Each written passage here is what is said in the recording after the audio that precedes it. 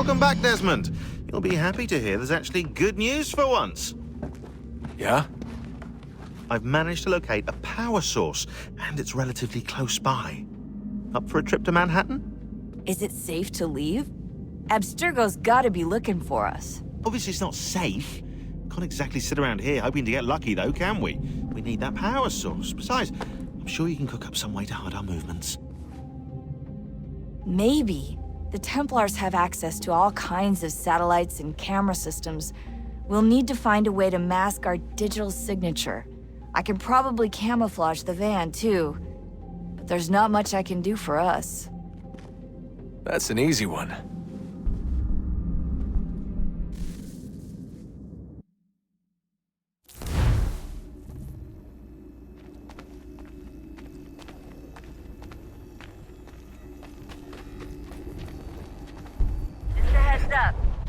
Local utility companies have assured the public that they're completely prepared for the upcoming solar maximum. Disruptions to service are expected to be minimal. If only they knew. What's this? A remote-operated camera. It'll provide us with a feed while you're on mission. This will let us talk to each other. We're almost there, so listen up. The artifact is in an office penthouse in Lower Manhattan.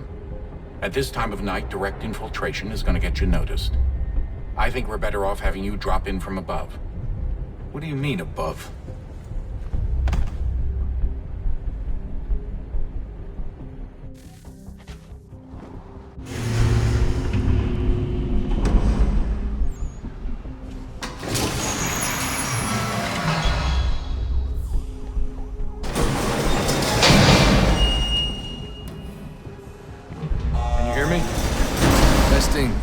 Testing, 1, 2, 3.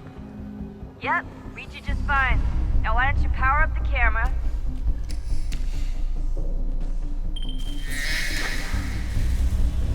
I've got pictures. Running diagnostics.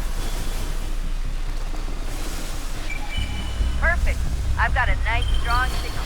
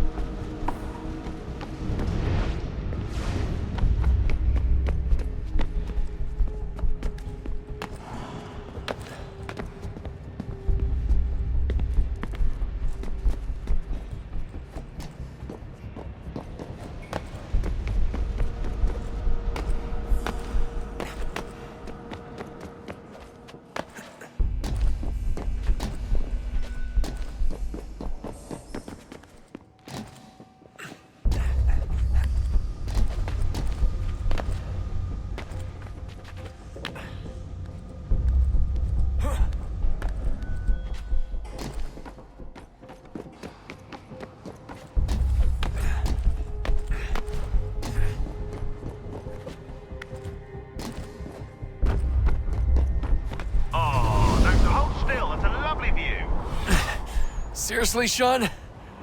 Fuck you.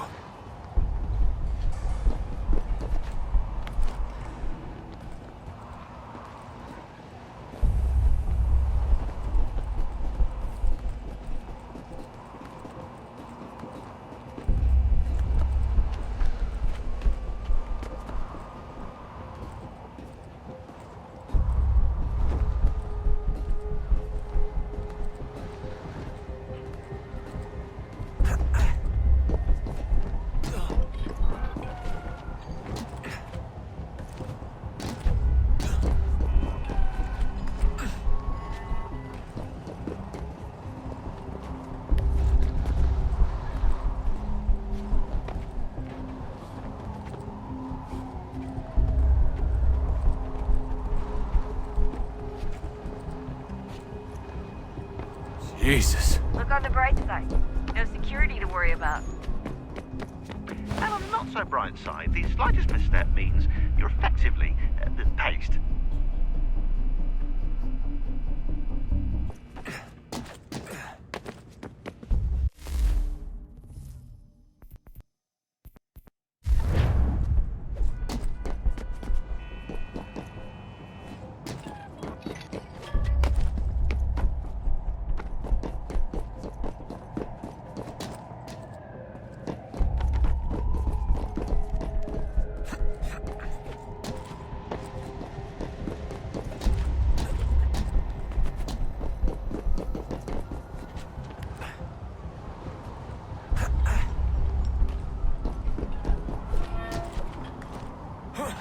there, Desmond. Once you reach the top of the lit-up crane, you should be high enough to make the jump. Should? It'll be fine, don't worry. Well, you might want to worry a little. I'm pretty sure she was high when she was running the numbers. Sean! A joke. It was a joke. Or was it?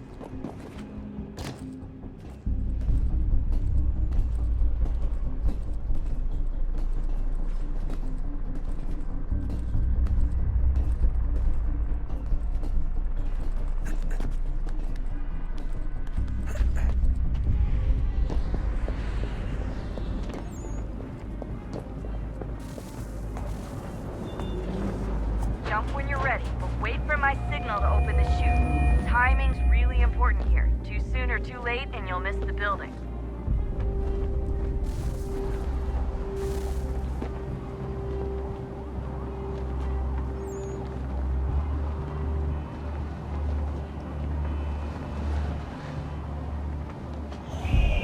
Now! Open your chute, now!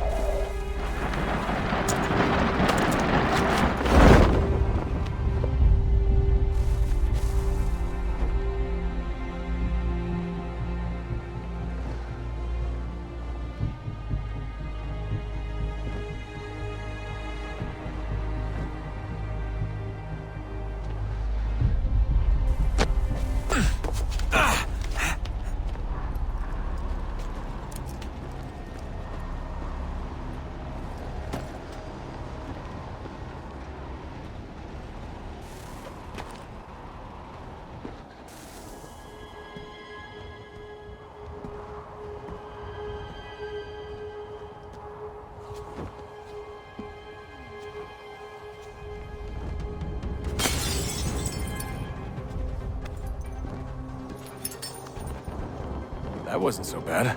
So, you must be Desmond. Not exactly what I expected, but I guess your kind doesn't have many options these days. Who are you? Ask your father. Now give me that. I don't think so. Look, I'm not supposed to kill you, but the boss man didn't say anything about fucking you up. So you got to the counter. Oh!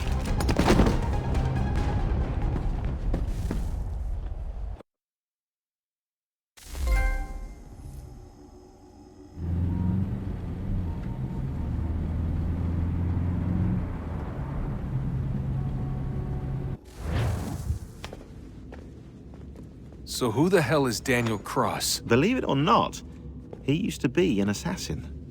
The assassin, the way I've heard it told, but it turned out he was a sleeper agent for Abstergo, programmed to infiltrate and destroy the organization. How did he know you were there?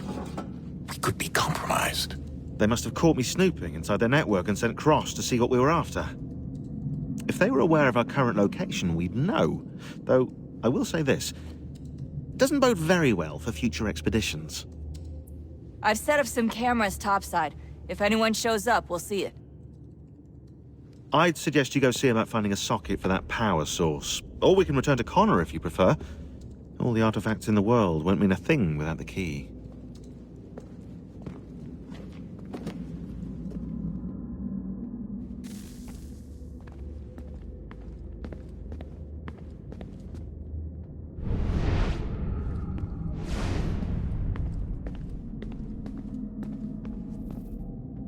Son, I owe you an apology. I shouldn't have lashed out like that. You have to understand, I've never been very good at this. Never mind that we live rather extraordinary lives. Yeah, I kinda liked my ordinary one. You can't escape who you are, Desmond. So I've noticed. Look, it's silly for us to go back and forth like this. I admit, I did a shitty job raising you. I apologize, I'm sorry. But it's important you understand it didn't come from a bad place. You're my son. I love you. I guess I was so busy trying to make sure nothing bad happened, I didn't consider the consequences. Truce.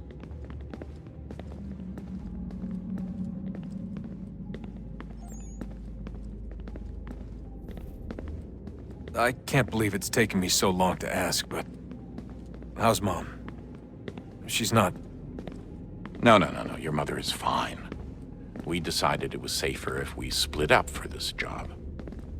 Always assuming the worst. For good reason. Can I at least say hi to her? I'm sorry, it's too risky. Maybe when we're done. Right. When we're done.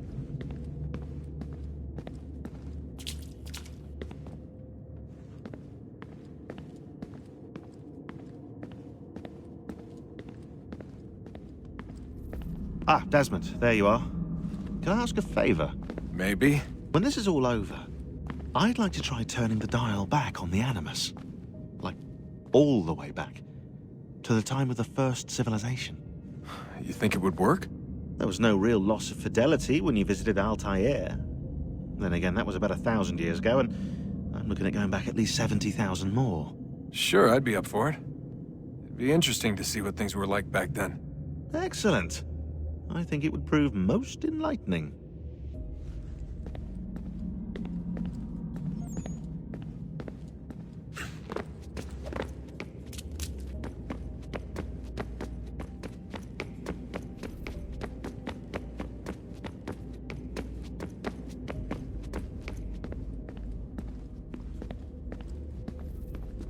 I know everyone thinks I'm being silly, but I can't shake the feeling we're being watched.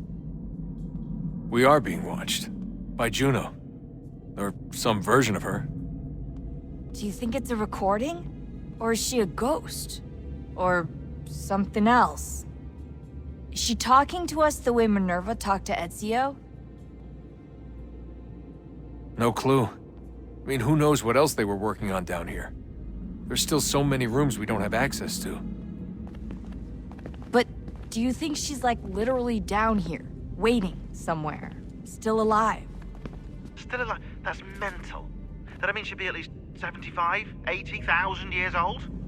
They're powerful, yeah, but not that powerful. They came down here looking for a way to survive. Maybe they found one.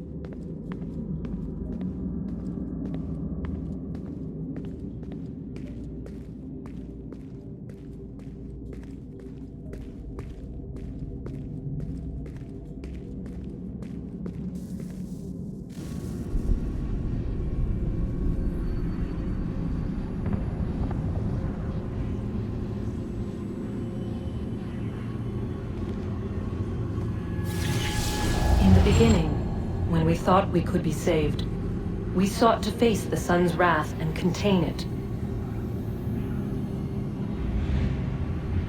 4 towers would be built to pull her fury into this place and dispel it.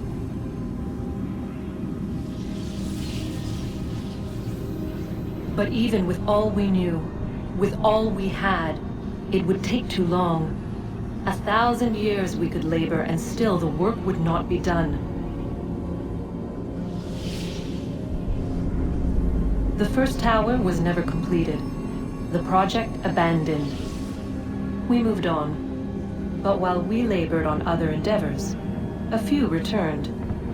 They thought to automate the process. Metal might finish what flesh could not.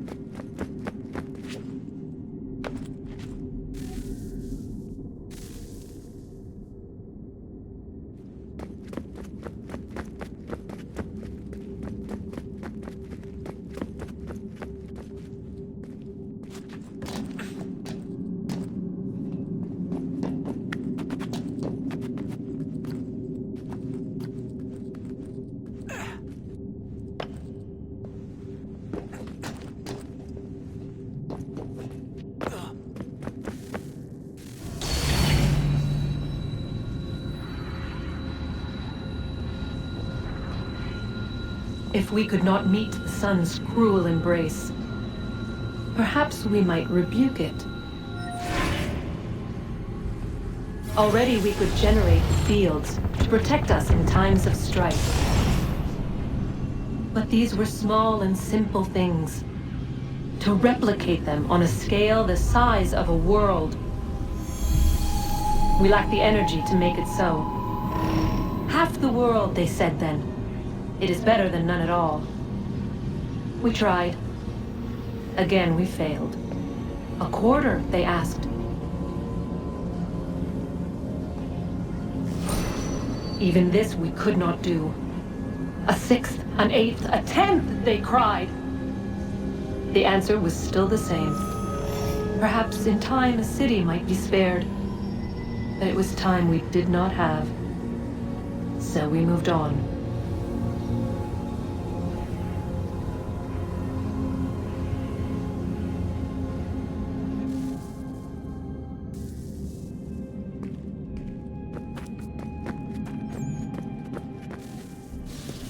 Wonder what's inside. Only one way to find out.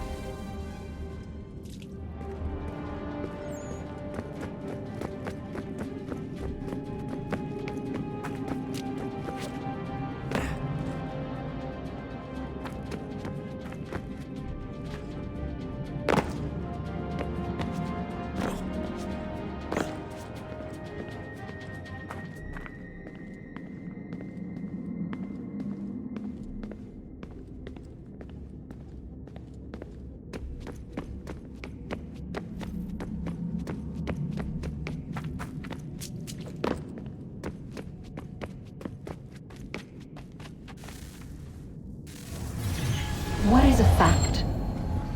Is it fixed? Immutable? Certain in its existence and only awaiting discovery? Or might it be changed? Here we learned the answer, and thought that it might save us. They were used to command, to control, to own. But we soon discovered another use. When enough sat in thrall and were told to believe, their thoughts took on form. What was imagined became real. If 100 minds could wish away a wall or create a tree, what might 1,000 do? 10,000? More? Might we change the consensus and will the thread away? We resolved to send one into the sky where it might illuminate us all. Once placed, a sentence would be uttered. Make us safe. In this way, we would change the consensus. We would save the world. But it never came to be. We sent a dozen of them skyward, but there was no way to maintain control, to direct the beam, to enthrall the world, to speak the words. Though this was strange and dangerous, what we tried next was worse.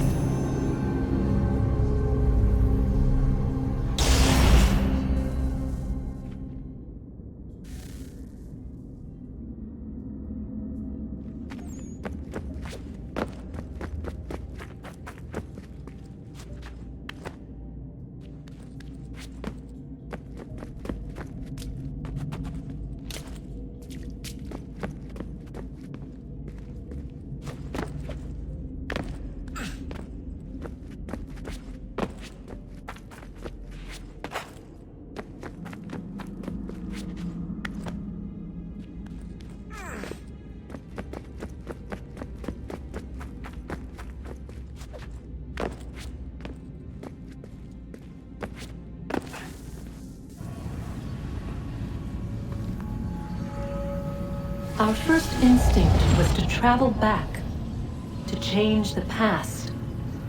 But we could not find a way. But forward, we could look forward. And so here we sought to see beyond ourselves and know what was to come. First, we watched to learn if our work would succeed. But the answer was always the same. So we moved on to other things. But she remained. The one you call Minerva. In time, she too stopped looking, and instead began to speak.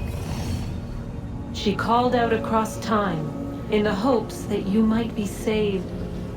She hid messages where none might find them, save for you and those within this place. Fascinating. Tired of it. The cryptic warnings, the threats. Just tell us what you want! But they are. We saw the Nephilim there. We seemed like grasshoppers in our own eyes, and we looked the same to them. Imagine trying to explain all this to a 2-year-old, to a grasshopper. When they said the will of the gods was unknowable, they meant it. Literally. I killed her, you know. I killed Lucy. It was the apple, son. It was Juno. I saw what she was. What would happen if I let her live? I could have stopped myself. I mean, there was a force there. But I didn't have to. I chose to. Desmond. Lucy was going to betray us and take the apple back to Abstergo. I saw the satellite launched. I saw them turn it on, and then it failed. Whatever's on the other side of that door, it benefits Juno. We need to be careful.